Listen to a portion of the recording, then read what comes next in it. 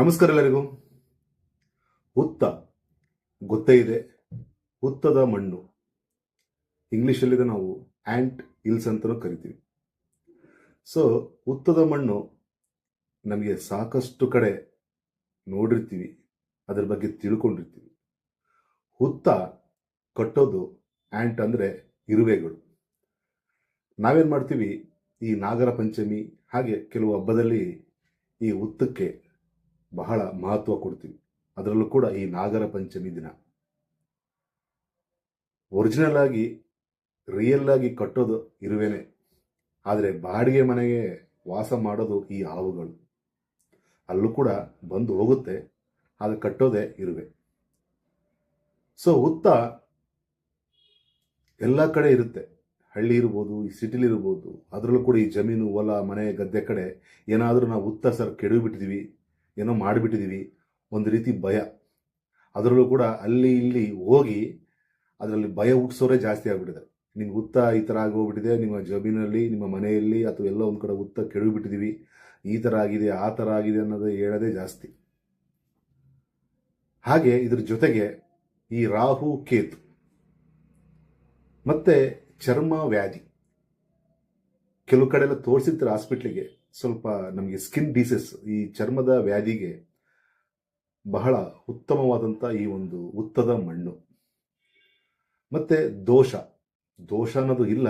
So ಆದರೂ ನಿಮಗೇನಾದರೂ ಸ್ವಲ್ಪ ಹುತ್ತ ಎಲ್ಲಾದರೂ ನಾವು ಕೆಡಿದ್ವಿ ಸರ್, ಗೊತ್ತಿಲ್ಲ ಎಲ್ಲೋ ನಾವು ಮನೆ ಕಟ್ಬಿಟ್ಟಿದ್ದೀವಿ ಆ ಜಾಗದಲ್ಲಿ, ಈ ಥರ ಏನಾದರೂ ನಮಗೆ ಸ್ವಲ್ಪ ಪರಿಹಾರ ಮಾಡ್ಕೋಬೇಕು ಅನ್ನೋದು ಹೇಗೆ?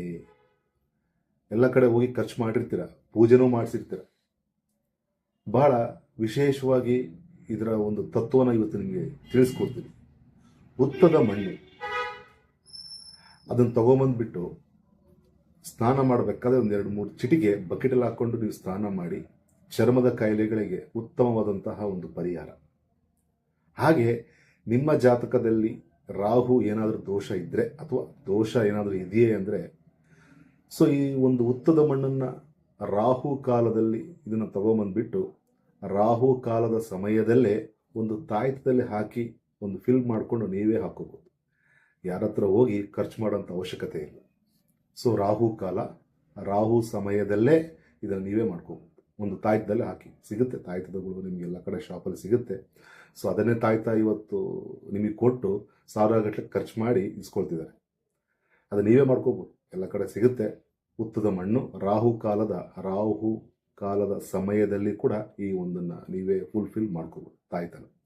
ಇದನ್ನು ಹಾಕೊಂಡಾಗ ನಮಗೆ ಸೊ ಅದರದ್ದು ಒಂದು ಪ್ರಭಾವ ಏನಿರುತ್ತೆ ಕಮ್ಮಿ ಆಗುತ್ತೆ.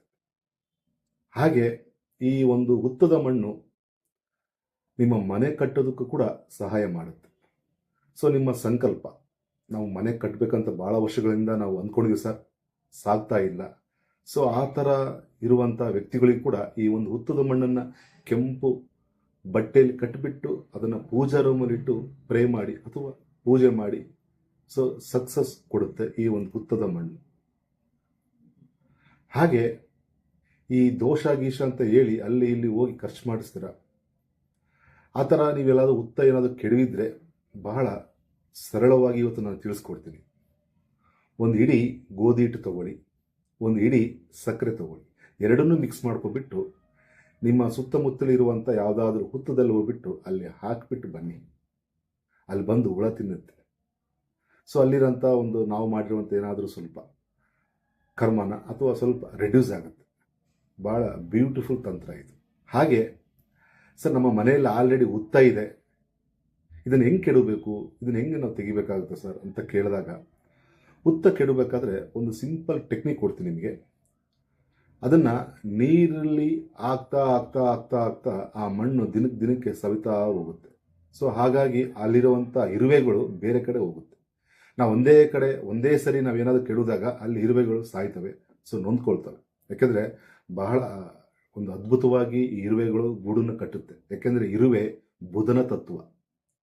ಸೊ ಅಲ್ಲಿ ನಾವು ಇರುವೆ ಗೂಡನ್ನು ಹಾಗೆ ಇರುವೆನ ಸಾಯಿಸಿದರೆ ನಮ್ಮ ಮನೆಯಲ್ಲಿರುವಂಥ ಮಕ್ಕಳಿಗೆ ಸ್ವಲ್ಪ ಬುದ್ಧಿಮಾಂದ್ಯ ಆಗೋಂಥ ಚಾನ್ಸಸ್ಸು ಭಾಳ ಇರುತ್ತೆ. ಸೊ ಇದಕ್ಕೆ ನೀರು ಸ್ವಲ್ಪ ದಿನ ನೀರಲ್ಲೇ ಆಗ್ತಾ ಆಗ್ತಾ ಹುತ್ತ ಜಾಗದಲ್ಲಿ ಅದು ದಿನಕ್ಕೆ ಮಣ್ಣನ್ನು ಸ್ವಲ್ಪ ಸವಿಯುತ್ತೆ. ಆಮೇಲೆ ಅಲ್ಲಿರೋಂಥ ಇರುವೆಗಳು ಬೇರೆ ಕಡೆ ಜಾಗಕ್ಕೆ ಶಿಫ್ಟ್ ಆಗುತ್ತೆ. ಸೊ ಅಲ್ಲಿ ಕೂಡ ನಮ್ಗೆ ಯಾವುದೇ ಥರದ ದೋಷ ಇರಲ್ಲ. ಸುಲಭವಾಗಿ ನೀವೇ ಮಾಡ್ಕೋಬೋದು. ಬಹಳ ಅದ್ಭುತವಾದಂಥ ಈ ತಂತ್ರ. ಹುತ್ತಕ್ಕೆ ಸಾಕಷ್ಟು ಮಹತ್ವ ಕೂಡ ಇದೆ. ಹಾಗೆ ನಮ್ಮ ಹಿಂದೂ ಧರ್ಮದಲ್ಲಿ ಕೂಡ ಈ ಹುತ್ತಕ್ಕೆ ನಾವು ನಾಗರ ಪಂಚಮಿ ಹಬ್ಬದ ದಿನ ನಾವು ಪೂಜೆನೂ ಮಾಡ್ತೀವಿ. ಸೊ ಈ ಹುತ್ತನ್ನ ನಾವು ಯಾವ ರೀತಿ ನಾವು ರಕ್ಷಣೆ ಮಾಡ್ಕೋಬಹುದು? ಈಗ ನಿಮ್ಮ ಹೊಲ ಮನೆ ಇದ್ದೇ ಇರುತ್ತೆ, ಇದನ್ನು ನಾವು ಕೆಡವಬಾರ್ದು.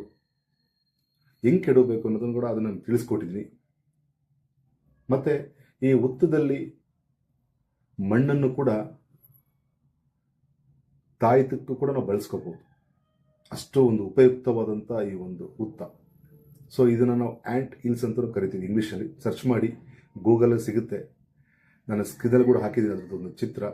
ಮಾಡ್ಕೊಳ್ಳಿ. ಈ ಒಂದು ರಾಹು ಕೇತುವಿನ ಏನಾದರೂ ನಿಮಗೆ ಅಂಶ ಏನಾದರೂ ಸ್ವಲ್ಪ ಜಾಸ್ತಿ ಇದ್ದಾಗ ಈ ಒಂದು ತಂತ್ರನ ಹಾಗೆ ಮಾಡ್ಕೊಳ್ಳೋದ್ರಿಂದ ಬಹಳ ಅದ್ಭುತವಾಗಿ ಕೆಲಸನ ಮಾಡುತ್ತೆ. ಸರ್ವೇ ಜನಂ ಸುಖಿನೋ ಭವಂತು.